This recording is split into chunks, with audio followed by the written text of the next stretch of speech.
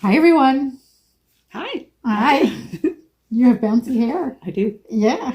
We're going to talk about it later because I have a hair problem too. This is it. This is a knitting podcast.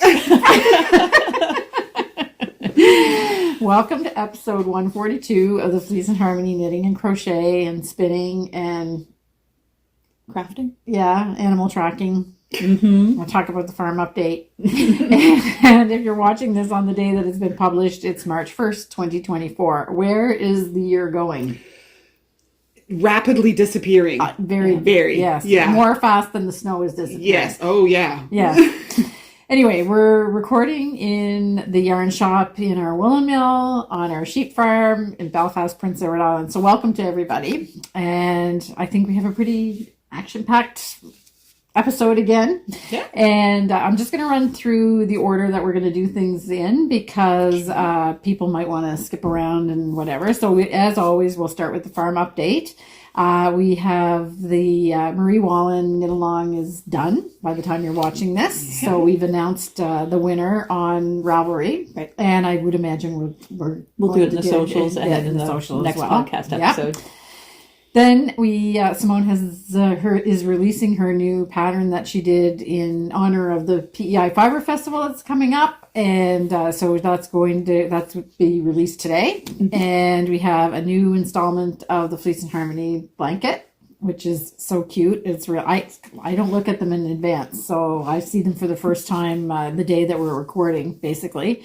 And I squealed with delight. They're really cute. Then we're going to talk about all our projects in progress and finished and where we are with them. And we will have an episode or a segment on the Knitty Gritty, which is our knitting technicality section. And we're going to handle blocking today, tools and techniques. We have a shop update. And I'm going to do quite a big update on the PEI Fibre Festival, which is happening October 3rd and the 5th to the 5th. And there's a harmony part, and I'm not sure if it's going to be, we have a couple of clips of M that are pretty cute, or it'll be sheep again. But I'll just see what mood I'm in when I'm doing the editing. So welcome to everybody. If you're new here, that's what we do. We wander around all over the place. And if you're returning, thank you for coming back and seeing us again. Yeah. So it was really funny this morning. So usually I talk about what happened the 2 weeks previous to the podcast. But this morning, it seems like Harmony Meadow Farm has a pretty active nightlife outside. Yeah. So I followed some tracks this morning because there was a bunch of tracks around, and there's this cat, our neighbor's cat comes over, and his name is Baby, but I think he weighs 25 pounds, and he's one of these really stocky, looks like a little polar bear. Yeah. You've seen him, right? Yeah, he's really cute. I've seen him in the summer, so he's maybe a little fluffier now. Yeah, anyway, so he comes and visits, and he goes all over the place.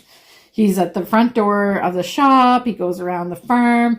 He jumps over there's a snowbank now in the back, so there's like a dog fence in the backyard, and he walks up the snowbank over there, and then you can see it. He comes all the way across the railing on the patio, looks in the patio door. Sometimes he sees them, then he goes around. Anyway, so this morning when I was taking the food over to the horses, he was following something. Mm-hmm. So I didn't know what it was. So I was going to take pictures and get out my track thing that I usually ask Simone to look. What, do you know what animal this is, Simone? She goes, just a second. I'll look at it.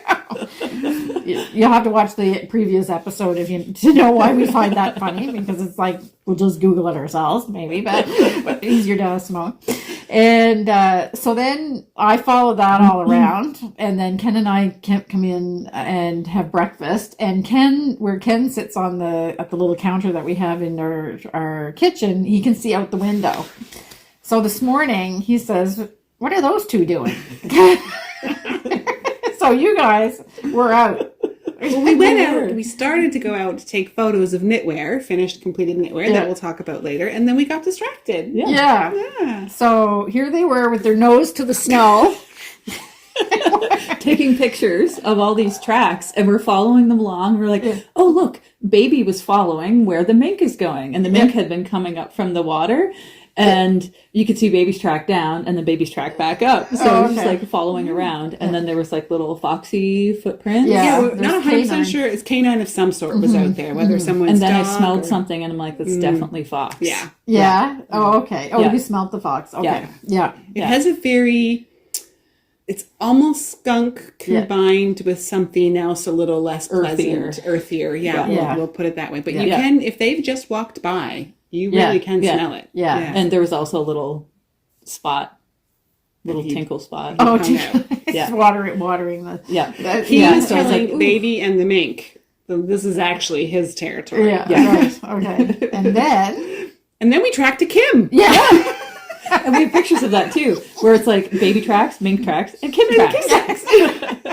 So my boots have a pretty distinctive. Well, I was the only human being that was walking around over there anyway. But it was funny. So they were taking pictures of the tracks here, and meanwhile, unbeknownst to them, Ken and I were sitting eating breakfast, and Ken said, "What are they doing?" And then he was taking pictures of you two. So anyway, Taking pictures of the tracks. yeah, exactly. So anyway, it's like when you look into my grandmother used to have two dressers that were opposing each other in the bed, and you just go, so it was all, so no one was taking pictures of us, I hope. Or this Unless is maybe the wrong podcast to talk about it, but there's a book called Sophie's World, which is like, I think it's like a philosophy textbook written as a story. Oh, And the okay. whole idea of like being a character in a story, in a story, in a Oh, story, and okay. discovering that maybe you're not even real. Oh my goodness. Okay. Well, that feels like that sometimes. Brain bender. Yeah. Anyway, so that's what's been going on. Yeah. Everything else, it's a gorgeous winter day today. Beautiful. Yeah, out it's there. just like -2, and it's as calm as anything. But I heard we're going to get 100-kilometer winds in 2 days. Yeah, boo. Maybe it'll blow maybe it'll blow winter out. I don't know. No, It's too early Or is for that March coming in like a lion? Yeah, If it's in a couple days. yeah, Yeah. that's right. Marching with a lion and In like out a lion, like a lamb. out like a How lamb. she Sometimes goes in out like a like- lion, out like a lion. Yeah, March can be iffy. Yeah. Yeah. And the temperature, like tomorrow, is going to be 8 degrees Celsius, and then it goes down to -15. So it's just All right. Winter's still here. winter's still here, but it's beautiful today. Yeah. And it was beautiful yesterday too, for the most Sun. part. We're getting beautiful sun. Yes, and Yeah. the sky is bright, Blue, clear, and yeah. yes, lovely. Yeah. All right, so now we'll start the podcast. But before we do that, I would just like to remind you, if you enjoy watching us, and if you're a returning viewer and haven't subscribed yet, if you could subscribe to the channel, that would be great. We're like this close to 17,000 subscribers.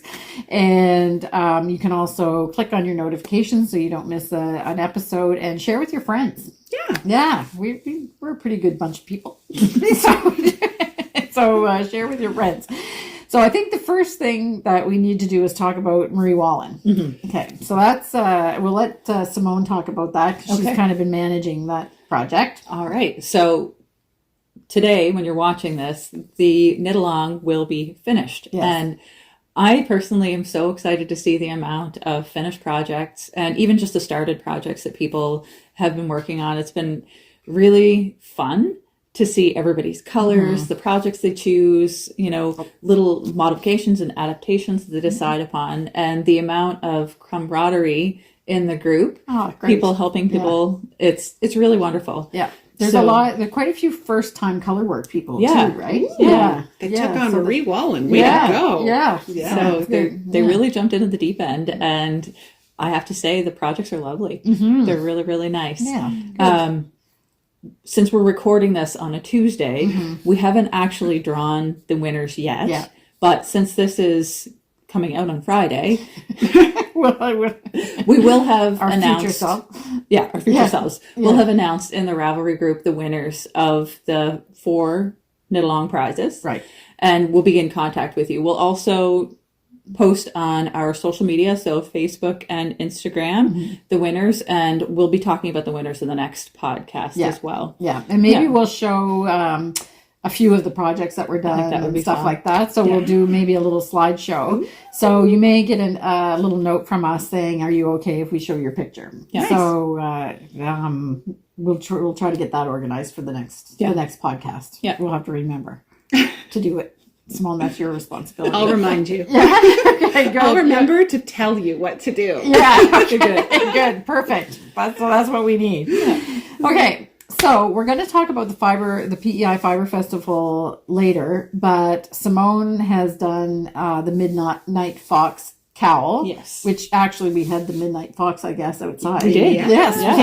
And there was a full moon. So Mine's just a little crescent moon. Yes. So, but he's by the moonlight. That's anyway. right. So it's being around. released today. It is. Yay. Yeah. So it is on the screen here, or will be, because I actually didn't take it with me. Right. I wasn't thinking. But it's knit in Rowan Alpaca Soft DK in Rainy Day and Classic Brown. Right. But there are a bunch of other colors that you could pick from, and it will work well for pretty well any DK weight, light worsted weight yarn. Right. This is our new spin, our 2024 spin on the Fibre Festival cowl. Yeah. So I'm offering a 20% discount to our viewers on Ravelry by using the code Barking Fox. Oh, all lowercase, all one word. So Barking Fox. Okay. So you can pick it up there. I'll put a title down. It would be really wonderful to see lots of those running around the Fibre Festival. Yeah, it would be really cool. Yeah. So Simone, why did you choose a fox? Actually, the fox is PEI's provincial animal, and they're really, really common around here. And not only do we just have the red fox, but we have patch fox. So they're a mix between the kind of darker color and then the red. And then we have pearls and a bunch of different kinds of fox. Yeah. The story of foxes on PEI is actually quite interesting. So if you've never looked into it or never heard about it, I recommend going and doing a bit of research, because it's quite a story of how they got here and what they were here for, and now they're still here. Yes, that's right. So they're wild now. Yeah. So actually, Summerside was the main hub of the fox fur industry at the turn of the last century. But there's no fox farming on PEI anymore, but there's plenty of foxes. Yeah. And there's the variety of colors, because of course they were breeding for specific colors, but now they're all mixing kind of together. And if I'm not mistaken, I believe there are groups that are dedicated to making sure that they get treatment, so that, because mange can be a problem in foxes. So there's folks out there who actually are working to take care of them, to diminish that and stuff. So it's really kind of cool. Yeah, but they're still in the wild. Oh, yeah. But they're being fed medicine in a way. If there's a whole network that goes into action, if somebody sees a mangy fox here, there's a whole network of people that are ignited into action to try to save the foxes. It's pretty bad. Like the mange it's a terrible disease, but incredibly treatable. Yes, so exactly. as people, you just want to help when you know that you can fix that. Yeah. So even though advocacy groups are really adamant about don't feed the foxes, when there's one in trouble, this whole network gets involved and they save their lives basically. So without they don't come in anywhere. They just it's a very uninvasive way to treat them. Yeah, exactly. Anyway, so foxes are common. Like you just see them, all over the place. Yeah, they're just wandering around. They live in the city. They live out in the country. They're just part of the landscape. Yeah. So the only place you don't want to see them is in your chicken coop. Yes. Which is why we don't have chickens anymore, because we have 2 families of foxes that live on the farm. You just have to make sure you build Fort Knox chicken coops around or you here. have a Simpkin. Oh, Simpkin. Oh yeah. He protects the chickens. He does. A guard cat. Yep. Yeah. It's really funny. He's 23 pounds and he will take on fox because he's done it before. Yeah. They're not that big. No, they're really, they're actually fluffy. Yeah, they're very fluffy, but they're tiny. The actual like body mass and weight to them is, they're quite, I'm trying to think of the word, like, they're just small boned and Yeah, exactly. Yeah. And I would say a 23-pound cat probably weighs more than a fox. Like they're not. He's not afraid at all. No. And the fox is coming on his territory, so it's like, All hands. All bets are off. Yeah. Okay, so we were talking about a pattern. Yeah. Yes. So the Anyway, pattern so it's available on Ravelry now. Yeah. The download link is below. There's a little coupon code. yeah. And we'd love to see lots of PEI Fox. Yeah, exactly. And you also have two variations, right? There's the long one, or there's a way to shorten it if Yeah. you don't. Okay. There's a little note in the notes section on how to make the cowl a little bit shorter if you don't want one that's quite as long. Yeah. I kind of made it to my specifications because I like a cowl that comes right up to here. Right. Yeah, keep us cozy in the So morning. if you don't want one that's that high, then there is a way to adapt the pattern so you have something a little bit shorter. Yeah. And the yarn requirements is how many balls of the alpaca 2 soft? balls of each. 2 balls of each. Yeah. Okay. Each color. Yeah. And if you make the shorter one, you're still going to need to go into 2 balls, I think, right? I would say to be pretty close. Yeah. Okay. Yeah. Too tight. Yeah. Okay. All right. So that's great. And it's a beautiful design. And alpaca soft DK. It's Betsy's new favorite. I keep standing by the alpaca soft decay section, pulling out colors and trying to decide what to do it in. So Yeah, exactly. I'll get So- there. Yeah. Okay, so now we're going to talk about the Fleece and Harmony blanket, which is a project that Simone and Betsy have taken on, and we're on block 3 for March. And do you want to? Well, if you saw the thumbnail before you watched it, then you've Saw a seen little that. sneak peek. But let's look at the main motif. And again, we're featuring flora and fauna from Prince Edward Island in this blanket. So It's a snowshoe hare. yes, snowshoe hare. which actually I didn't even really know we had snowshoe hares Yeah, here. I And, didn't either until one stopped in the middle of the road, and I actually had to slow my car down, and my girls were yelling in the car, "Move, move!" Oh, We actually don't have wild rabbits here. We just have the snowshoe Just have the hares snowshoe and hares. domestic Oh. rabbits. Yeah. okay. Yeah. So if you see a bun around, it's actually snowshoe hare. Oh, Well, and you can tell the difference. They have a real long, lean back Yeah, end. Laine. Like they're- yeah. yeah. Yeah. They're not little rounded Fluffy buttons things. like the No. And they also change color, Yeah. which is really cool. Really cool. Yeah. Okay, which So would they're white in explain- winter and then brown in summer. So Yeah. we I can want- camouflage. I wonder if the reason we never see them on the farm is because we have 2 families of foxes that live here. That could They be probably it. don't hang out here. Yeah. Yeah. Okay. And I also have little track pictures from this morning too, because we were down at the end of Mashins Point Road. And Yeah. it's like snowshoe hare festival down there. They're all over the place. I was going to okay. say our hedgerow definitely has, because I see tracks all the time. Oh, really? Yeah. Okay, because I've Yeah. never seen tracks here. Which is, I think it kind of lives in the no man's land between the dividing line between the coyotes and the fox. Oh, Because I've said okay. before, the fox we see out the front of our house. Yeah. The coyote stuff we see 2 fields back. And the hedgerow section that's kind of in between our house and those 2 fields is where I see Oh, Sabona highway. tracks. Wow. Okay. Cool. So yeah, that's one block. Okay. Yeah, and then Betsy has her a block. really And cute the other one, Yeah. a little Lost in the Woods. That's the name of the block. It's so cute. And if you can spot the little bunny in there, he's hiding out in the trees. Yeah. So this is In the the bunny hedgerow. that's living in the hedgerow. No man's land. Maybe I should have called it no man's. No. It's cute. Lost in the Woods is better. Yeah. Yeah. So there you Yeah. are. Cute. I will say it's a little bit, you need to pay a little bit more attention because the pattern, because it's Offset. offset, you just have to pay a little bit more attention to your chart as you're knitting it. But it's worth it. Yeah. That's okay it's because you really get cute. lots of rest space. On that Yeah, one. on this Nice. one, So you so- get the rest one on Simone's this Yeah. time. Yeah. Yeah. So I have a question because I've been looking again. This thread in Ravelry is pretty active too. Yes. Everybody's putting the pictures of their blocks and everything. I wanted to address this in the last podcast and forgot. But we're not sewing. Are we sewing we haven't sewn the blocks together yet. Not yet. So is the plan? I guess maybe you don't even know. Is the plan is to do them like not beside each other, Yeah. or you're going to just Yeah, do we them will- sporadically through? Yeah, the plan is we're going to lay them all out. We want to be able to show them to you individually. That's why Yeah. we haven't done that yet. Yeah.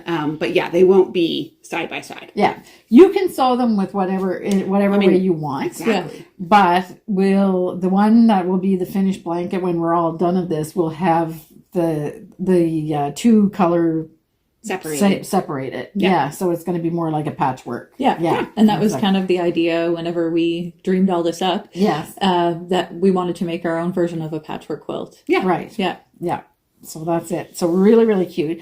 So just this is the third installment. So the March's issue of the pattern. Yeah. We finally, I'm afraid to say it, we finally got the legend, legend thing that's fixed. So hopefully the little legend on the bottom is right. It's but correct. I checked it. Is what? It's correct. I checked it. I looked at it too. So so that's, although that was a fun game for everybody. Yeah. To say, oh, it's still not there. It's still not right. Like, how does this keep happening? Yeah, exactly. So so we have the Bossy Blue Jay was the first one with the tail end of winter, which was wishful thinking. And then February's is the Rowan Tree. And the scattered berries. And now you have the Snowshoe Hare and Lost in the Woods. And all of these are listed on our website. It's a free download for the patterns. And the yarn colors will change 6 times. So up until June, it's all different colors. And then in July, we start over again with the same sequence of colors. So July's will be November Sky and A Night Without Stars. And the colors are listed there in order that they'll be used. So if you want to buy ahead, because a lot of people are buying ahead so that they can qualify for free shipping. So if you want to do that, that's the way that the colors are listed in the collection that's on the website. And we repeat. So you'll need, if you wanted to buy everything that you need 2 skeins of every color to complete the blanket. You use one in the first half, and then you'd use the second one in the second half of the year. And I think we're up to, I'll take it by the count of the first one, because that's I think I can't say that how many downloads have been made as a whole total, because it's been 3, but I think we're up to like 800 downloads or something like that for the yeah. So there's a lot of people that have the patterns. I haven't actually checked in the Ravelry. There's lots of people making it. Okay. And there's a couple people doing loom knitting. And double-sided. I know. So it's really exciting to see everybody's take. Yeah, exactly. The loom knitting, I was really impressed with that. I've never seen that before. No, and it makes it double-sided. Well, ladies, what is loom knitting? I don't know. Okay. That's a rabbit hole. Maybe another time we'll talk about that. That's why you guys keep me around the stupid jokes. It looks like a just like a, do you know what it is? I don't really know a whole lot about it, but it's like little pegs. It looks like the teeth of a knitting machine, but I think you do it by hand. Like I don't know for sure, but it's something we'll definitely have to look into, figure it out. And so I'm curious, because you said double knitting. So I wasn't sure if you could just take our chart and knit it as a double knit. Does that work? Yeah. Okay. It's working for some people. Okay. They obviously know what they're doing. I'm not very experienced in double knitting, so I don't want to say definitively yes, but I keep asking questions about it, and I keep asking Kim and bugging her about it, but I have yet to actually try it. So. It's even the charts for double knitting just look like a regular chart. So but the instructions give you how to do it. You have to just cast on both colors at the same time, and then you knit them as they come up on the chart. I think I had been hoping that there was no purling. Yes, it's all knitting and purling. Which I did discover isn't the case, because I did watch a little video and I was like, oh, you still have to purl. Every stitch on the chart is actually 2 stitches, a knit stitch and a purl stitch. Okay. So that's... Anyway, we won't do a whole... And it changes the gauge, so you need to be... Which is what I got caught in when I tried my midwinter blanket, because the first block was a moose and it ended up being that long and this high. So you need to adjust, but people are doing it successfully. So, good. Yeah. Good. All right. So that's really fun. So that's these are obviously blocked. We're going to talk about blocking in the Nitty Gritty. So that's good. So now we're going to just show our projects.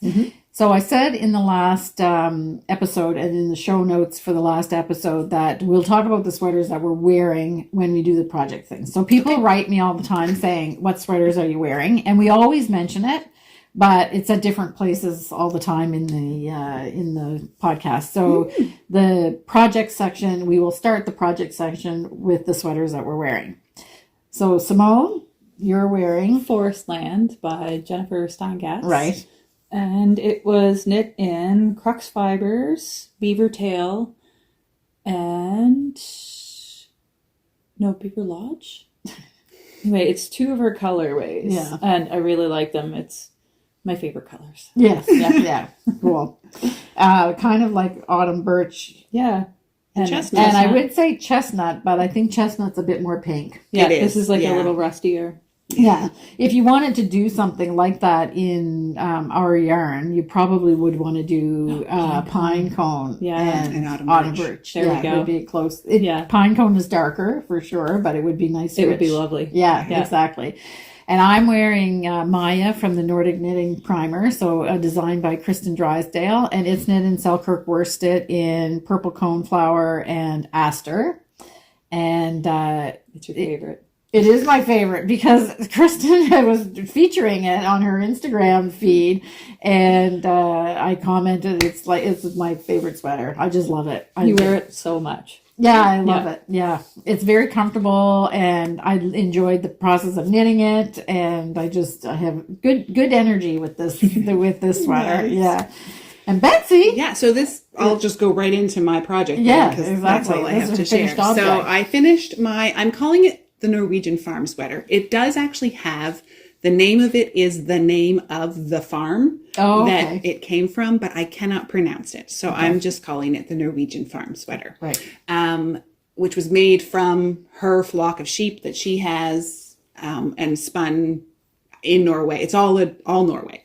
Anyway, so I finished it. It has the Norwegian wild sheep on it, the ones with the curly horns, which I think are so cute. Yeah. It definitely came out oversized, but that's okay because I was planning on that. And I have accidentally knit a tunic, which is also perfectly fine because I love wearing leggings. I don't at work. I wear denim at work, but leggings with boots is my thing. So that's great. So it's a tunic length. It was, I think I had mentioned that my husband might end up taking it, but dragon sickness might have taken over.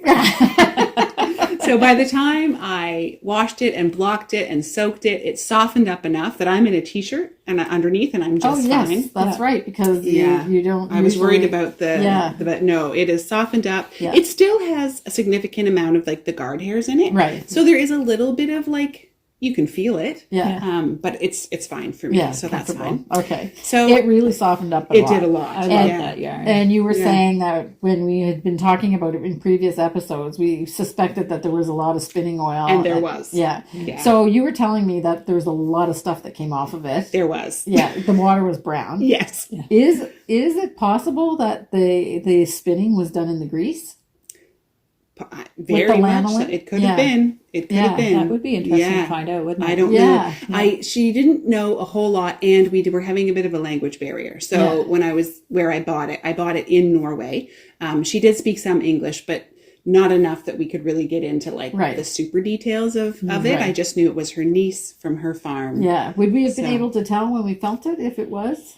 I've never spun anything. I've never spun in the grease. I didn't. Which means you don't take the lanolin off before you spin it. So I know what lanolin feels like on our wool. Yeah. But I've also learned lanolin from different sheep can feel different. Yeah. Because when we sort our Wheatley River wool that we make our worsted out of versus when we sort the Wild Winds wool, there's a difference. Their lanolin texture is different. Yeah. So it's and possible. The smell is different too. It's the funny. smell is different. Yeah. So I did make a few modifications. First of all, I worked from a very minimalized pattern that was in Norwegian, and I translated it using Google. It worked fine. I wouldn't recommend doing that for your first sweater. No. I certainly needed to have some understanding of sweater construction before doing that because the directions were fairly limited. I reached the top of the chart and it was basically finish the sweater. So you kind of had to know. Including the neck. They didn't give instructions there for the wasn't neck really line. instructions. I mean, it said it told you how, minimal. You didn't even start the decreases before it said knit to finish the sweater. Finish, that kind of thing. And I added some short rows into the back because I know for me I need that. I watched a video and the one lady recommended an average like of an inch. I think that's not enough for me. Oh, okay. I've only done it twice now on 2 different sweaters. I think I need more. I think I would add more than just an inch because it's still sitting, like it's not choking me by any means, but it's still touching down my neck further in the back. Yeah. If I want to scoop neck more, I think I need to add more short rows. Cool. So I will do that. So I incorporated it into the white part here in the back. So it's just a little thicker in the back. Yeah, I never noticed until you mentioned it. So, and what else? I think maybe you can that was about that. Yeah. Oh, I did learn that I think my preference, because I did this when this was my first bottom up yoked sweater. I think I like top down because I appreciate increasing better than decreasing. Oh, okay. But Kim has also told me, go and look at Patty Lyons Tips and Tricks, her knitting bag of tricks, and she'll talk about which decreases to choose that are least visible. Yeah, well, I think the challenge is that we were just talking about it before we started to record, is that making the slip knit and the knit 2 together look the same. That's where there's a difference, but she handles that in that book. And I always feel like I have to say I'm not on Patty Lyons doesn't payroll even know that I'm promoting the book like this.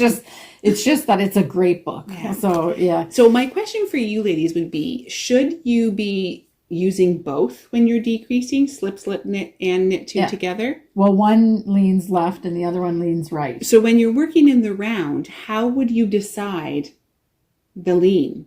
Well, you have to make up your mind what you want, and then you have to do it. Okay. So I'll show you because I will take a picture of this maybe, but the increase I get, it's the decreasing. Oh, okay, but it's the same.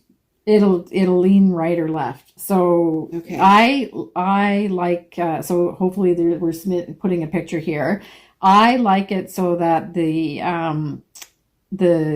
ones on the right side of the center line go to the right. So that it's opening up. Okay. And if you were doing that for decreasing, you can do the same I think thing. What I struggled with is there wasn't really a real like specific spot. It was I decreased so many stitches over so many rows evenly around. Yeah, so that's something different. Okay. And then you just have to make up your mind which one you like just doing choose better. which one. Okay. But you just do the same all the time. Okay, good, because that's what I did. Yeah. I Sorry, picked one. I was thinking of my sleeve. Yeah. I picked one and I went with it, and then afterwards I was like, "Oh, maybe I should have." Anyway, it worked out. So I was really, which will lead us into later, we're going to talk about our nitty gritty topic. Right. I was really discouraged when I had it finished. It was a lumpy, bumpy mess of a sweater that I was like, there's decreases randomly all over the place.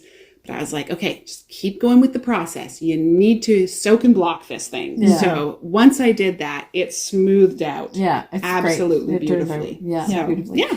Just thinking about that, I think when I do increases for around the neck, I usually do the lifted increase. When you for an increase. Okay, so again, I was decreasing coming into the neck. Yeah, exactly. Okay. So when I do when I'm doing the increases, I actually do a lifted increase. I do like it's almost invisible. It is. I like that. That's the one where you go down to the grandmother or something? Yeah. Love that one. Yeah. I go visit the grandmother all the time. Yeah. Anyway, it's warm, it's cozy, it's exactly what I was looking for, and I'm trying not to sweat at the moment. because it was supposed to be an outdoor It's an outdoor sweater. It is an outdoor sweater. Exactly. And we were commenting this morning on how lightweight it is, but how warm and cozy it is. Something about that, like rustic wool. Rustic wool has that ability. And spun woolen spun. I wouldn't know which was. So that's the big, I think that's probably the big factor is if it's spun woolen, meaning there's lots of air in the plies itself, as opposed to worsted, which is smooth, like tighter, then that also is warmer. Okay. Yeah. Regardless of whichever way it was, once it soaked, it fluffed up. Yeah. So, nice. So the next thing on the agenda is to talk about some sweater reconstruction that you did. But I think we'll wait and we'll do the rest of the projects first. And you have a new project. So I'm just going to quickly show my Treit because there's not much to say. So this is a Kate Davies design that is actually a cropped sweater, but I made it longer. And I did what I said I was going to do in the last episode is I am just working on the second sleeve, but oh boy, I can never, let's put it there. Yeah. But There's M when you need her. Yeah, right. And so I joined the one sleeve that I did. And so it'll be up like this, kind of, I don't know. Yeah. And I actually added a bit of length to the sleeve because I know that with our yarn it does go up when you do it. So they recommended in the pattern it was like 17.5 inches and I made it 18.5, although it really doesn't look very long here. So with this construction I was doubting that too, but you actually get a lot of your sleeve still in your yoke. Yes. So like I've had to fold because I certainly do not have a length issue. So I think you'll be fine. Yeah, exactly. And it was the same with the Maya. I kept thinking it's never going to fit. It's never going to fit, but it's because really the upper arm you haven't even knit yet. Yeah, exactly. So yeah, maybe it is more like that. So this is knit in point prim sock in Northumberland. Oop, my little stitch stopper, I just went to pull it. Anyway, that's bounced away. Northumberland blue in point prim sock with, I think it's Heavenly in Kids Silk Haze. Yeah, so that's it. And I am not on Sleeve Island. I am working pretty quickly, and I'm using my Shorty's, Chiago Shorty needles on that, so that I find that just makes it super quick. It really is. Yeah. I was told, tried that whole double point thing for sleeves, and I was like, no, there's a time and a place for double point. That was not it. Yeah. Not for me anyway. Yeah, It's really funny is. the preferences we develop there because I know that there's a man in our community that knits all his own socks. Okay. And double points. It's a favorite Mittens. thing. Yeah. Double points, mittens. Yeah. Yeah. But not sleeves. Yeah. What's interesting though is that I can't when I have the Chiago Shorty set contains 2-inch needle tips and 3-inch needle tips, so you can make a bunch of different configurations.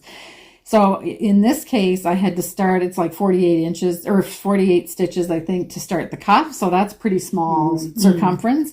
So you have to have the 2-inch ones. I can't do continental knitting with the 2-inch needles. Oh, I Not find enough needle there. well, I just find it's not comfortable, and it's just, I find it really difficult, and the gauge is not my gauge. Okay. Like So did you just switch to English? yeah. So then I knit the cuff in English style, and then once I can put at least one 3-inch needle on the set, then I go back to continental. That's cool. I just had a complete epiphany. So when you're enlarging, I'm always trying to find incremental. That's an increment I didn't think of. Yeah. One of one size, Yeah. one of the other. Yes. She's brilliant. Yeah. Well. Okay, that's another increment in my storage. It makes a big difference. Yeah. Yeah. Yeah, because it's 1 inch difference, so it does make a big difference. Yes, it does. Yeah. Okay. Nice. And as long as you're doing it on both sleeves the same way, Yeah. you're golden. Yeah, exactly. Exactly. Okay, and you have a new project, I do. and it's crochet. It's crochet. Yeah. So I don't know, have we seen a crochet project from No, you before? and when I so. talked to her about crochet, she made it sound like, oh, I dabble in crochet. I've do. tried it a few times. She can crochet, folks. Yeah. Look at this. Of course you can. It's gorgeous. So this Lovely. is the Oh, Jasmine. you don't want to pull it out. Oh, that's okay. She I was don't even mind. yakking away to me about front Oh, post. it's unraveling as we're... Oh, it's Okay. okay. I know exactly where I am, so it's not a big deal. Okay. So this is the Jasmine Tea Shawl by, do you want to say the name? Oh, Red Teapot Atelier. Okay. Yeah. And she has a whole bunch of really fun It's really nice. tea themed projects. All Yeah. of her projects have tea names. Oh, okay. Yeah. Cool. So this is just some stash yarn, but it would look really lovely in either Rowan felted tweed or with our Davies Desire, or with Wallin's 2-ply, and it's just a nice, relaxing it project. looks very much the same as the Wild Winds or the Davies Desire. It's a fingering weight 2-ply. Yeah. So now I'm knocking your balls over too. so it's just kind of it's a fun change. I just needed something different for a while. Right. I think the past 2 weeks I worked on everything that I shouldn't be working on. Oh, instead of what I should be. Procrasticrafting. yes. Oh, I like that. Yeah. So did you just start this? Yeah. I started she's it fast at that too. I know. in another yarn. I know. And I didn't love the other yarn. I had tried a new yarn, and I was very disappointed with this. Oh. I was so disappointed that I threw it in the wood stove. The yarn? Yes. Okay, well, we're not going to say who it is. No. No. No, I would never do that. But yeah, I was just like, What? What was disappointing? It had multiple plies, and it was all broken on the inside. So the yarn was actually coming apart, and it was a plant-based yarn. Oh, okay. So it was really hard to fix. So I pulled it all out, and I started to try and reball, and it was like that in probably 10 different sections. Oh, okay. So something went wrong. Something in the went manufacturing. crazy. Okay. Yeah. Okay. So excellent. I started it in some wool, and I really, really love it. Yes. And is this a big shawl? It's as big as you want to That's make what, it. that's what I said too. I was Okay. like, how big is it? And she's like, as big as you want to make it. Okay, so I see the repeat. You just keep repeating it's each beautiful. time. Yeah. Yeah. What I find with crochet shawls that I struggled with is because they grow a little bit more proportionally, right? Like this part will grow as does this. Yeah. So I need to find one and figure out how to make the wingspan go more sometimes. So because you want a deeper. I want my wider. wingspan wider than I do. Yeah. Oh, the depth. okay, right. Yeah. Okay. She uses a neat little trick. So she just makes the first stitch of every row longer, Okay. and that helps decrease the tension right. on the inside or like the neckline of the shawl. Yeah. So You mean this chain that's here, or double, or triple, or so quadruple? the first and the last is longer.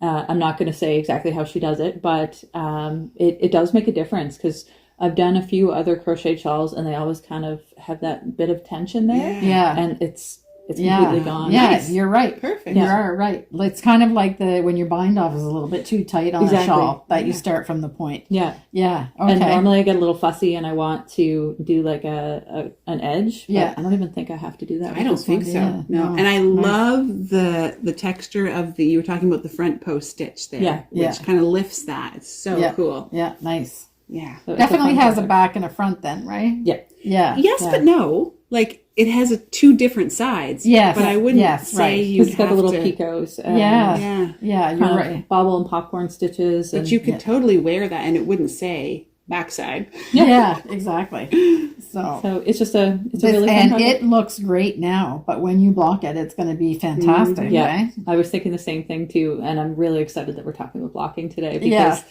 Yeah. it will make all the difference in the world with shawls, especially. Yes. Anything lacy. Yeah. Okay. Beautiful. All right. And you have some spinning. Yes. Did we see this ball before, this bat? I don't think so. You showed it to me as a bat. Right. Like you must have picked your mail up when Yes. you came to work, and Okay. you were you brought it out of the package and you showed it to me, and I was like, oh wow, that's gonna be beautiful. And you're like, I'm really excied. Yeah. It's yarn today, folks. Yeah. So this is some Falkland wool in watercolors Oh, nice. So nice. colorway. Soft. And it's just a 2-ply fractal. Smells And delicious. it's that good jasmine scented Yeah. Yeah. Yeah. wool wash. Beautiful. But yeah, it was Is it a very 100% wool? happy spin. No. Yeah. Is it? It is. Okay. Yeah, There was something. nice. That was something else you were talking The other to me about stuff then. is for my traveler. Yes. Okay. So Yeah. I'm spinning for a traveler shawl, and it's funny because Andrew Mowry is now having a spin it to knit it. yes. Oh, really? Yep. Oh, okay. For She any of finished the her 100 travelers. days of I guess so. assembling? Okay. Well, she was struggling over that, trying to remember if she had. She's almost there. Oh, She's okay. like 2 weeks short or Okay. something. So I started spinning for this a little bit ago. Yeah. And this isn't part of it. This was just kind of a in between while I waited for the other blend, because I didn't have quite enough to complete the shawl, so I ordered some more from England Oak Fibres, and that's the flax and silk blend. Nice. Yeah. But this is 100% wool. It's gorgeous. And it's really nice. Yeah. Typical So you don't Hello have a Yarn plan colors. for that? No. Okay. No. It'll be something fun though. Yeah. I could even use this for weaving. I haven't done any weaving for a while, so this would make a really lovely wrap or something like that. Nice. And now you've been doing English paper piecing as well. I wasn't kidding. I did everything that I shouldn't be doing. Yeah. What you shouldn't. You did everything that called to you. Yeah, exactly. And I see a color projects. theme happening here. Yes, absolutely. Look at that. So I'm progressing on my English paper piecing project, and this is my little Anne in the Meadow hexie. So very cute. got these cute little flowers, and then lovely. this looks kind of like asters that have gone to seed. I think they're pretty. They're little puff balls in the fall. So yeah, beautiful. making progress slowly but surely. So I forget, what did you call this? Fussy cut? Yeah. Is that what it's called? That one So there. fussy cut, Where you actually you waste fabric to get what you a want. specific little motif. Yeah. But and I think you have some of this at home now too. Yeah, you did give me some. Oh, fun.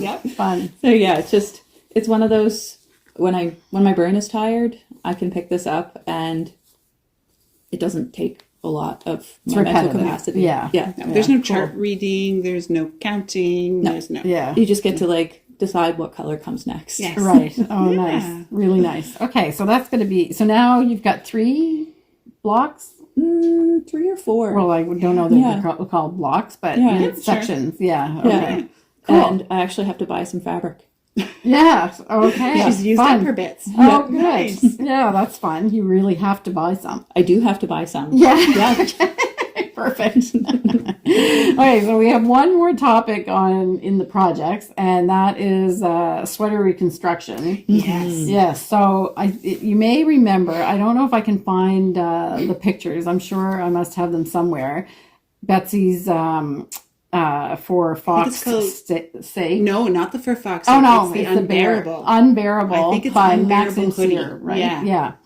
And he actually has a pattern in the new Laine magazine. Oh, nice. Yeah, nice. yeah. Good for him. So this is the sweater that Betsy cut, and then we learned how to close holes together on the cut, and now her daughter. So my daughter adopted the sweater and absolutely loves it. Yeah. Her teachers are probably getting tired of it. She wears it a lot, but it's wool, and I tell them, go ahead and wear it. Yeah. We do wash it on occasion. However, she wore it so much, and the kids at school are on desks all the time. Yeah. So she wore the cast off of the cuff, like on both cuffs, had opened up, and she'd fiddled a little bit with it. Yeah. So I was like, don't pull anymore. But then I decided to actually take the cuffs right back to the stockinette and put on, because I didn't have enough of the pink to redo it in that, and gray is better anyway. Okay. So I had leftover gray. There's a bit in the bear that has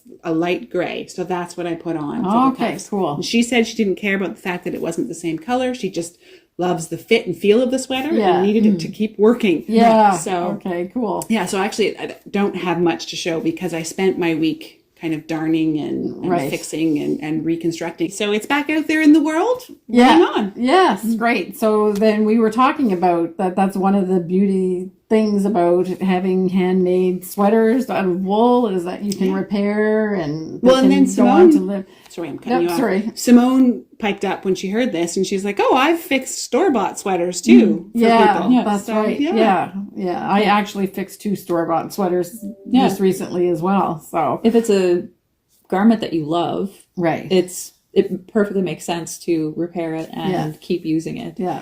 And I was saying that I'm not exactly sure what the fiber blend was of the sweaters that I fixed for somebody, but it wasn't wool. But I used wool to fix them because we had colors that matched, and you can barely see. They were actually holes, so I had to kind of knit up a little bit of exactly. So Oh, and then as I was downstairs in my cooler space in the house, I was fixing these sleeves and had a blanket on my lap, and I looked down and I was like, oh, I really love this blanket. It could use some repair too. So then all of a sudden I've got my sewing box out and I'm stitching up because it's a patchwork quilt. And so just where 2 denim pieces had come apart. So I was stitching that back up and then I was like, oh, well, maybe I'll do a little visible mending. So I pulled out some embroidery. Oh, so it sounds one like thing led to the other. Simone and I both got a little sidetracked with important things, but maybe not what we planned. Exactly. Yeah. So that we've just been watching. The season was 12 episodes, and now we're on another season. But there's a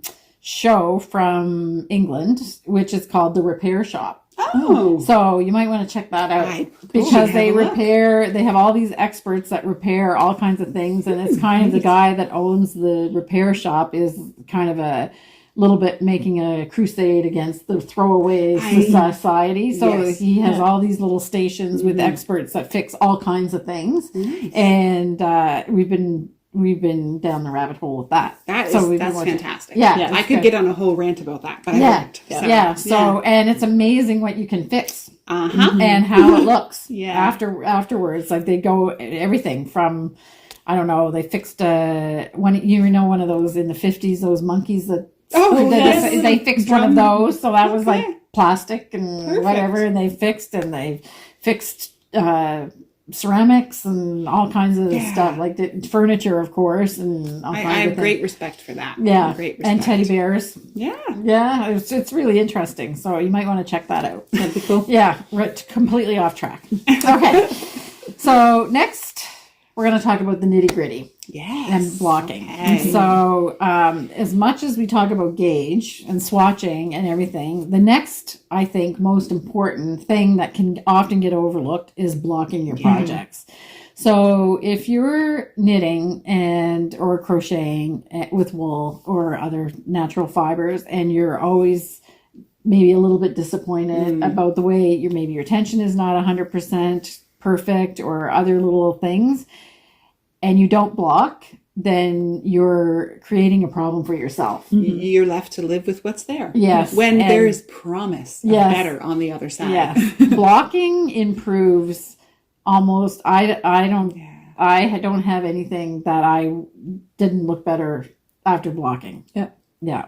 So the Betsy sweater you were saying how discouraged you were. This was so lumpy and so everything was kind of, it almost looked as though it was a ruffle. Oh, okay. It was pulled in. Yeah. And you were really careful about your flow. I was really careful. I knew there was space there. Like when behind, I could see they were even dipping a bit. Yeah. But it just needed that block to and I didn't pull the fabric. I just laid it flat on the blocking mats. Yeah. And I just patted and smoothed a little bit. I wasn't pushing this or stretching a whole lot. I was just patting and smoothing, and it made a huge difference to the point where when my husband tried it on unblocked, I was like, that is awful. Just awful. I was really discouraged. I was already taking a pattern in my mind that I have the yarn for that's supposed to be a cardigan. I was like, that's it. I'm making it a shawl. No more of these fitted garments. But after blocking, it just makes it so much smoother and relaxed and and changes the texture in this case because it was a more rustic wool. Yeah. And for sure, lace knitting, it's a must. Yes. Yeah. You absolutely have to. Yeah. So most lace knitters appreciate blocking because otherwise they would only make one shawl and never make another one because it's a big waste of time. It looks like a rack before you actually put it in the water and block everything out. So we just wanted to do a little blocking 101, and we'll show you some of the tools that we love to use, but we'll also just run through what you actually have to do. So when I first started knitting, I thought blocking meant you just had to wet your project and then you take it out of the water right away and then squeeze out the excess water and then lay it out. But it actually is, if you're doing wet blocking, so we'll talk about steam blocking after, but if you're doing wet blocking, you actually have to let the item soak. So I leave it at least a half an hour, but I'm usually more an hour or an hour and a half or 2 hours. And you really want the fibers to get thoroughly soaked. You can then take it out. I always squeeze against, you don't wring your knitting. No. So you squeeze it against the side of the sink to get the water out. And then when you can lift it without it dripping over everything. Then I usually throw whatever I have in a lingerie bag, and then I do a gentle spin in my I have a front load washer, so it has like a hand wash, but I'm usually knitting with pretty hardy wool, so I actually just spin it, but always in the bag. Yes, and I have to, in mine, I have the top Yeah. loader. I have to throw in 2 towels to balance it. Right. Otherwise, I have a very unbalanced machine that gets Okay. angry. Yeah. Okay. I have a really old washing machine and it doesn't care. Oh, It's just happy that I'm using it. right. But always the lingerie bag for me too. Yeah. Because Oh, yes. otherwise things It'll get snagged. yeah. And Yeah, or sleeves not and good. wind around each other or whatever. Yeah. So lingerie bag. So Cocoa Knits has a sweater. We carry the Cocoa Knits sweater care accessories. So anything that we talk about here, you can. I don't use a Cocoa Knit one in my house because they didn't have one at the time that I bought my lingerie bag to do it. So you can use just a regular lingerie bag, but if you have trouble finding one, Cocoa Knits makes one in 2 different sizes. So then you've got it soaked and you've got it dry, spun out. like the loose water out of it or pressed out. Then you need to lay it flat somewhere. So for years, because I had carpeting in my house, I used to just put a towel down in the middle of my living room floor and pin it out on my carpet. You want it to it dries faster if you can get air under it a little bit. So the texture of the carpet would be like that, would be good. And I use pins most of the time because you can put the sweater to the dimensions that you want. Some people hard block. So if you something didn't go quite right with your gauge and you have something that doesn't fit you and you want to make it bigger, then you have to do a hard block. But be aware that they don't last. No. Yeah. Yeah, I'm not a hard block. No. Don't think that hard blocking is going to fix 2 sizes too small. No.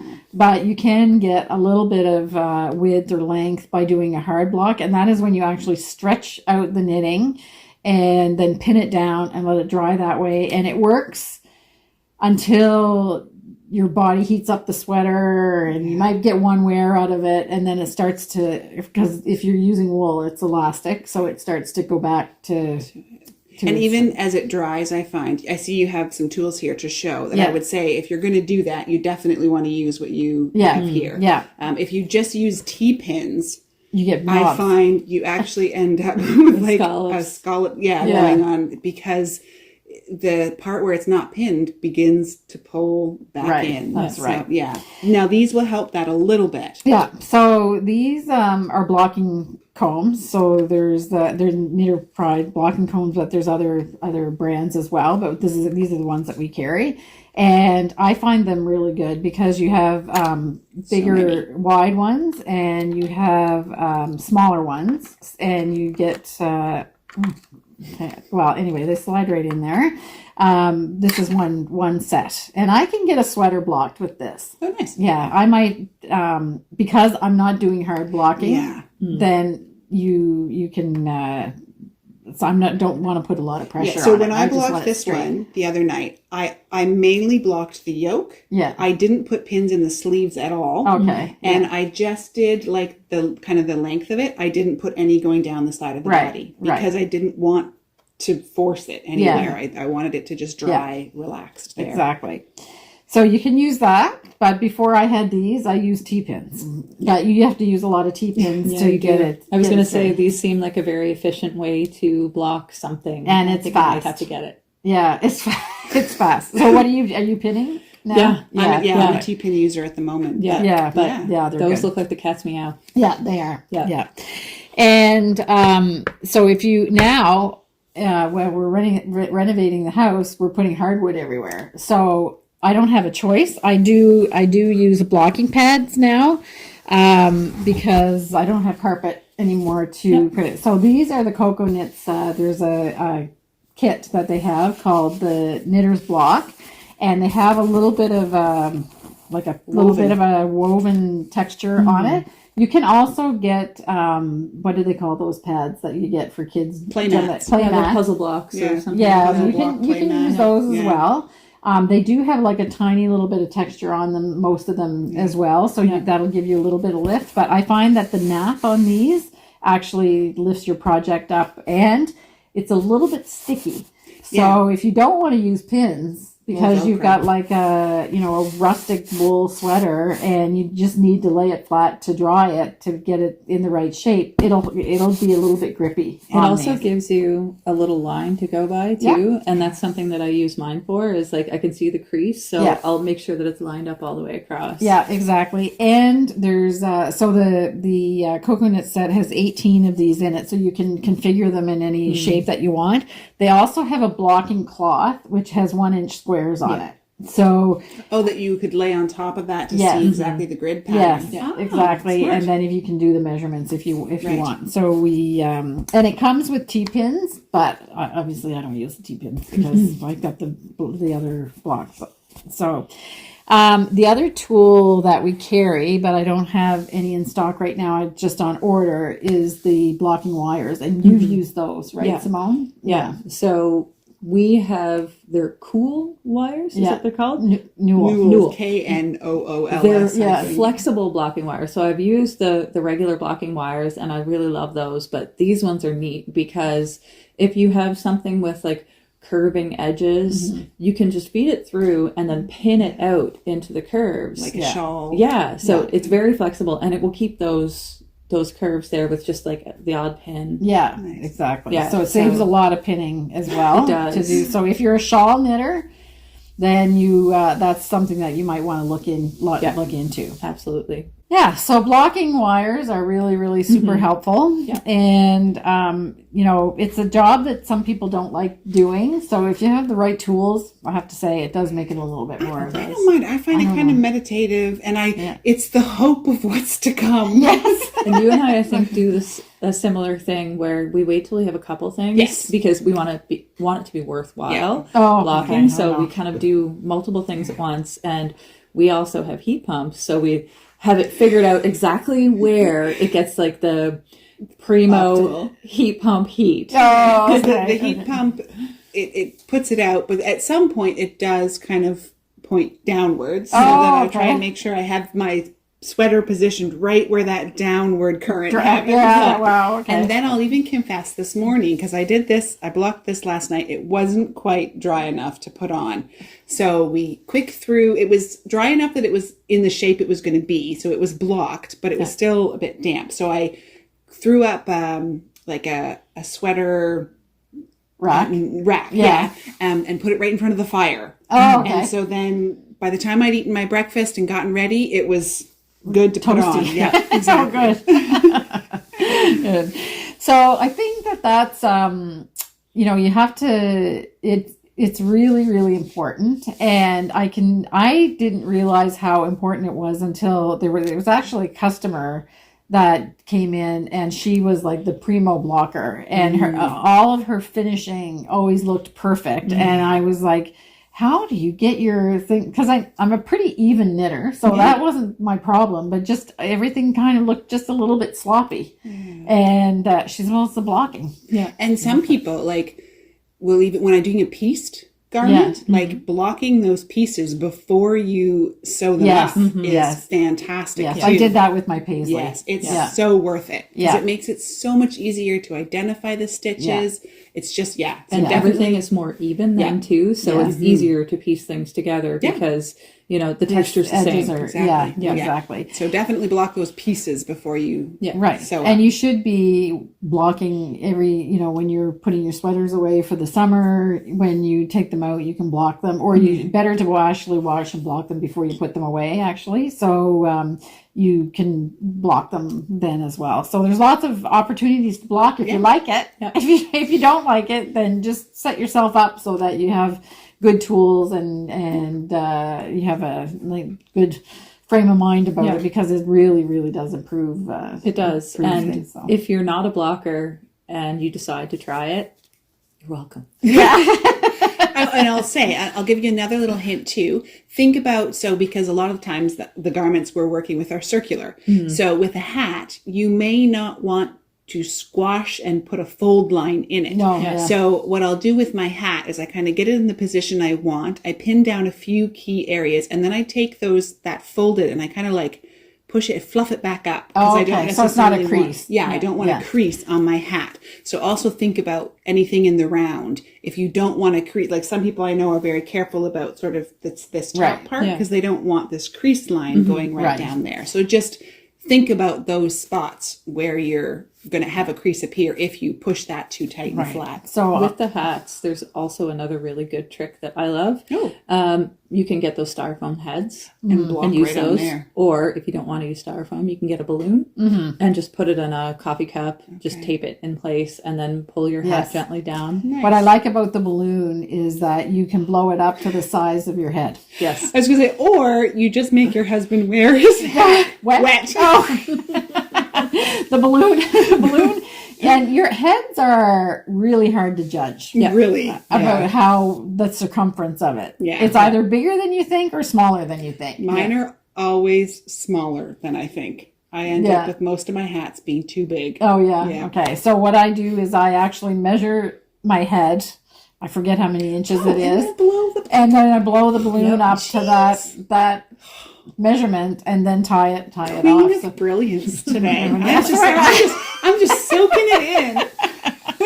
I like to solve problems. Anyway, that's what I do. So anyway, so that's that. So, and mittens, you can get sock blockers, of course. We don't really carry them anymore, but you can get them. Yeah. I've never felt the need to do it. I just pin them out. They're really pretty, and I love decorating the wall with them. I love my sock blockers, and I use them for every you pair do? of Do socks. you? And your socks do come in looking pretty, like pristine. And you can get glove blockers. Not so many people knitting gloves, but it's a little bit less common. And you can get mitten blockers as well. But I also just pin my mittens. Yeah, like so. Like I said, I like the wooden mitten blockers as decor. Yeah.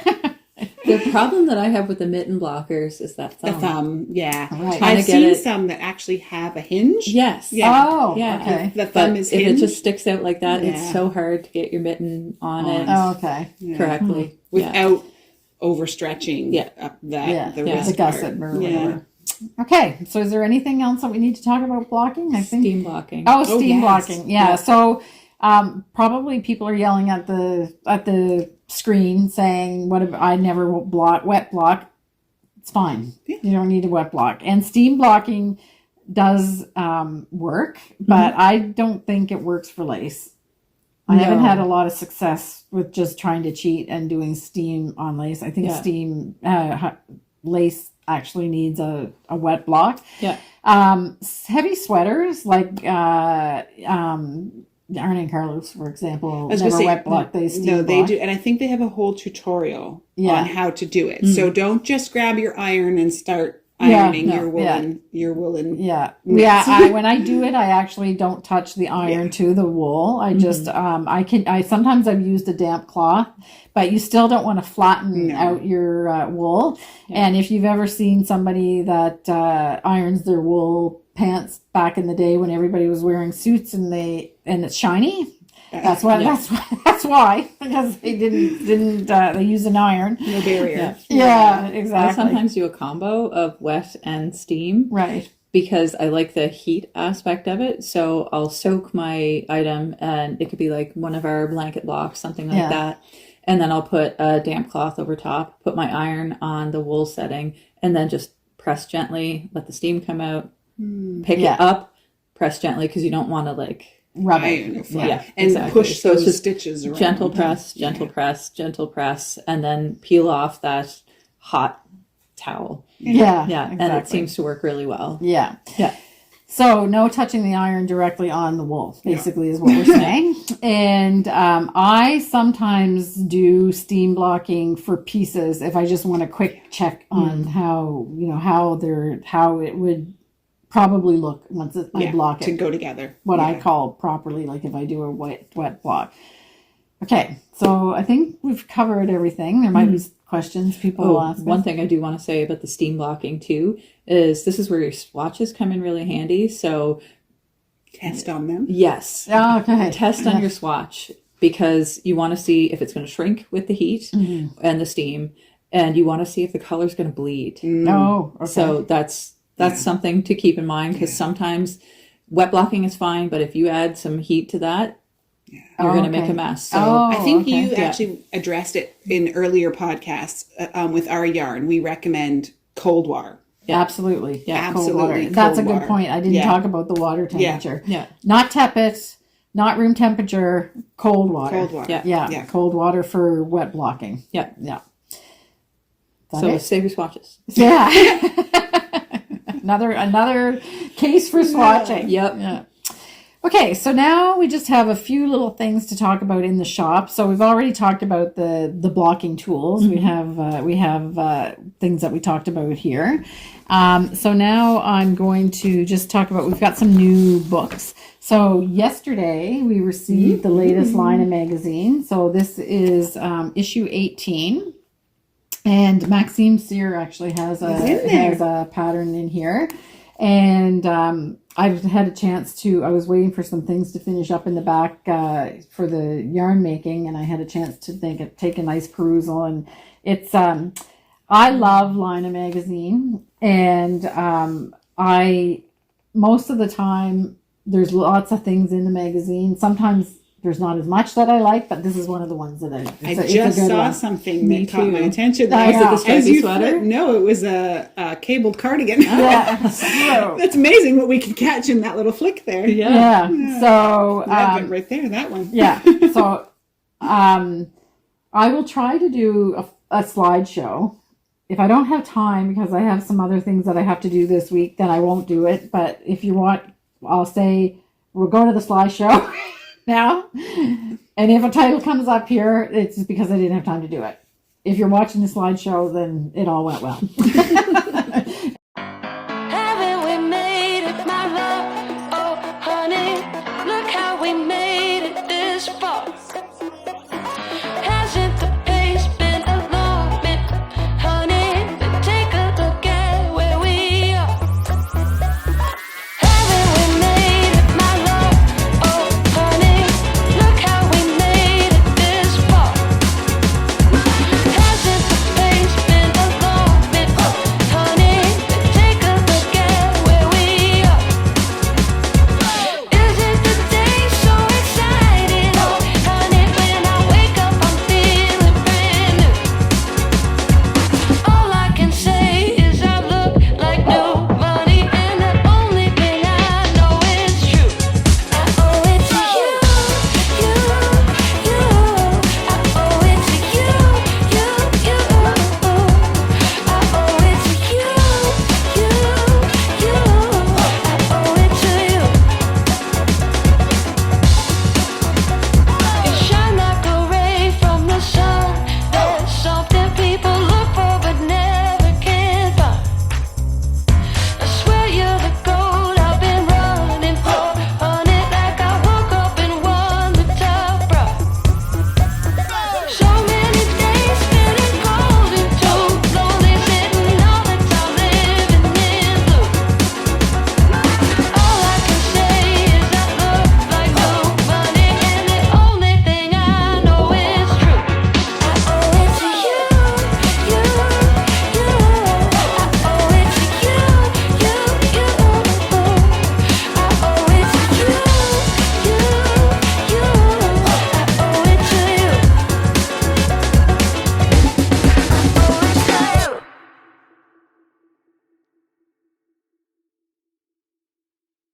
Anyway, Laine 18, we have that in stock. I also brought in another book called Making Memories, Timeless Knits for Children. And this is actually published by Laine as It's just well. a sweet book. And It it is a book by Claudia Quintanilla. Quintanilla, yeah. Quintanilla. Okay, you're better. You're Maybe. better at that.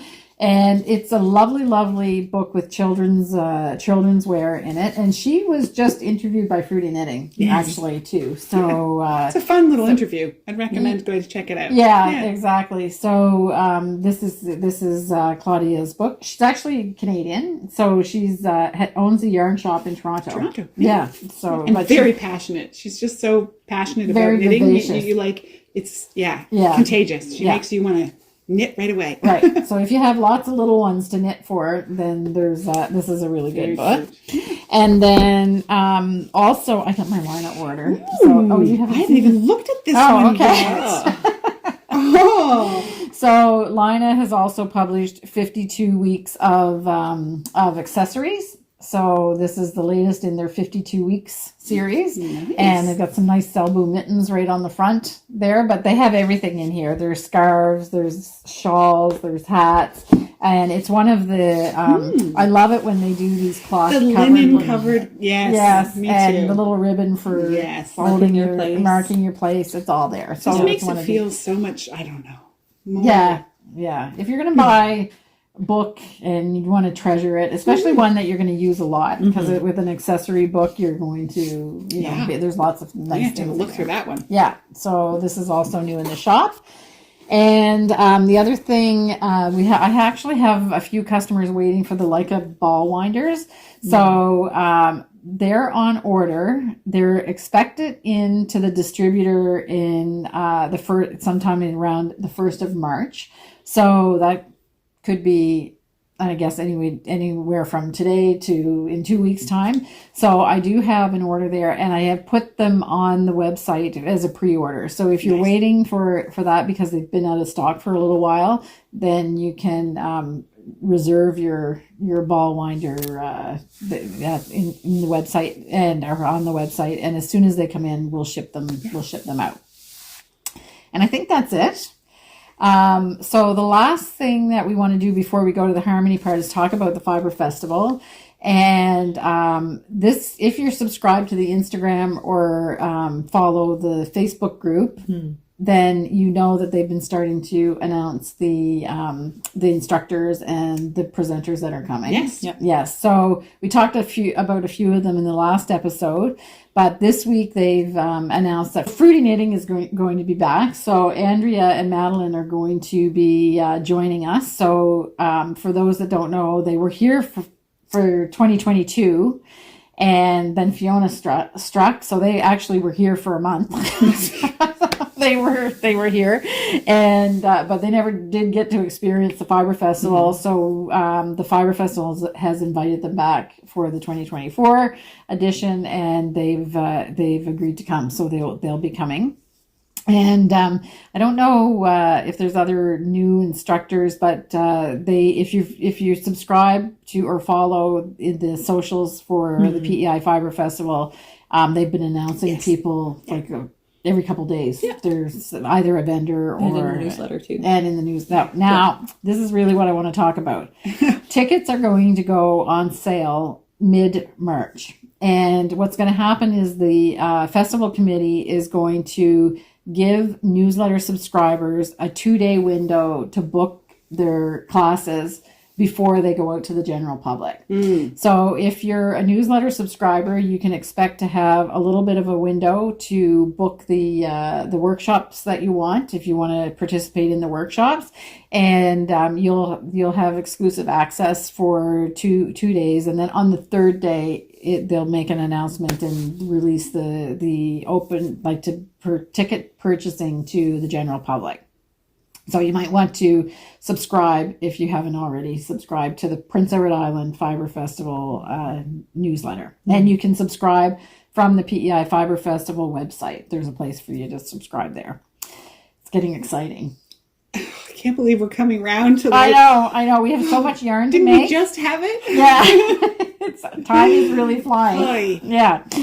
So, which actually I would say we're not stressed out yet. No. But I don't know. We're not going to get stressed out. We're just going to get her done. Yes. Yeah. Luckily, we have a Betsy that keeps us all on track. I need 3 more batches of work. So Anyway, well, Simone and I say, "Oh, we could make this." Nope. we Stay could focused, make ladies. this. Stay focused. Herding cats sometimes. Yeah, exactly. So, and just about our own newsletter, the Fleece and Harmony newsletter. I should talk. I think I mentioned it at the beginning of the episode. Is that we do a newsletter every Friday that is released at 2:30 Atlantic time. Last week's feature, if you don't subscribe to the newsletter, you wouldn't know. And if you do subscribe, you know that we had a batch of Iona bunny. We actually were pretty chuffed with ourselves when we left on Friday afternoon we finished up everything on Friday afternoon because we had 2 full batches of it, which we've never had before. And by 3:45, we were sold out. I was going to say, by the time I had pulled in and sipped like 2 sips of tea, I got a text saying, "Okay, that's a wrap." Yeah. So we went like hotcakes. yes. Yeah. So we often do that. So if you're a subscriber to the Fleece and Harmony newsletter, if we have something that's in limited supply, we'll often put it in the newsletter first to allow the newsletter subscribers to have a first go of it. And if you're wary about subscribing to the newsletter, we only send one once a week, and it's a shop update, an announcement of the episodes that we have on YouTube, because now we have an episode every Friday. Yeah. One week it's knitting and crochet, and the other one is the books that we're reading. So we don't inundate you with letter. In fact, there has been times when I thought I should just send out a newsletter, like when we had the problem with the pattern, the little legend on the bottom of the pattern. I thought, well, maybe I should send the newsletter out. And I said, no, we kind of try to stick to not inundating your mailboxes. But every now and then there is a treat there that is worth it. Yeah, and I have to say, too, that photo of M is adorable. M in her little onesie. I write a little blog when I have time. Last week I didn't really have time to write the little because Betsy and I were dithering over the colors of Iona bunny to make, and we spent a lot of time last week getting that all organized. So I actually just completely cheated. I had a picture of my cat M, she had her little surgery like about a month and a half ago, and she had the cutest little outfit that she had. And she was so proud of it. I know, she loved it. I thought, and she's not a calm cat. Like she's like, she's not. No, she's like she's just buzzing all over the place. Yeah. But she loved that little onesie. Yeah. She would let us take it on and off, and when we had to check her. You're gonna have to start knitting for M. Oh no. No, well, it would have to be in Kid Silkays. Yeah. She loves it. She's got good taste. Yeah, she loves Kid Silkays for some reason. She passes over everything else. She sometimes, once or twice, has gotten into my knitting bag. She digs around past all the other stuff, and it's the Kid Silkays that she's. Doesn't she also enjoy cashmere? Yeah. I don't know, not as much even, I don't think, but she's got good taste. Cowl, and she's been helping a little bit. Yeah, exactly. It's she does have good taste. Yeah. Anyway, so that's it, I think. And we're going to go to the harmony part, and I have 2 choices this week for the harmony part, and one is the sheep, and the other one is M playing. I was going to say, we just talked about the spicy kitty. Yeah, I know, but it's not exactly calming. Oh, okay. So the mandate of the harmony part is calm, but M has this little, I think this is what it's about, Ken, right? With her little circle. We call it the circle. It's an O-ring, right? It's an O-ring from something. I don't know where it came from, but something in the construction of the house. And it's about this big. And she talks and talks and talks and talks to that O-ring. She's not a cat that meows a lot, but she's got a whole vocabulary that she uses talking to this little O-ring. And then she carries it around in her mouth like a little thing. It comes down like this. And she goes for it. And now Ken's teaching her to fetch. So she fetches it and brings it back because the game is more fun when he throws it. Yeah. So anyway, maybe now I'll have to do that. I think we just decided on that. Yeah. So the harmony part is not going to be peaceful music, probably. It's going to be some kind of it'll be a joyful cast. A joyful, uplifting music. And I don't know if we have enough footage to last for a few minutes, but anyway, I can say yes. Okay. All right. So thank you for joining us again, and that's a wrap for this episode 142. And may you find joy in all your crafting for the next 2 weeks, and maybe we'll see you next week in the Harmony Reads podcast. Thanks. Bye.